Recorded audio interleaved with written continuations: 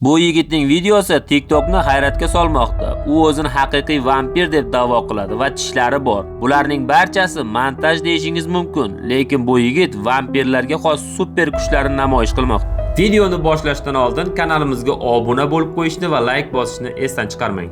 U ko'chada inson uchun imkonsiz tezlikda yuguradi. Shu paytda telefondagi sekundomer odatdagi tezlikda ishlaydi. Quyoshda terisi kuyadi, ammo juda tez tiklanadi. U o'zida vampir sindromi borligini aytadi. Bu kasallik avloddan avlodga o'tadi. Hatto otasi ham shunday ekan. U ijtimoiy tarmoqdagi videolarda tez-tez tishlarini ko'rsatadi va olmani bitta tishlashda teshib yuboradi. Tish izlari yaqqol qoladi. Eng sirli da'vosi shuki, uning oilasi 150 yil avval Ruminiyadagi mashhur qasrda yashagan emish. Ruminiya vampirlar vatani sifatida tanilgan. U yerda hanuzgacha og'ziga tish tiqilgan sirli mumiyolar topiladi. Afsonaga ko'ra, bu ularning qayta tirilishini oldini olish uchun qilingan emish.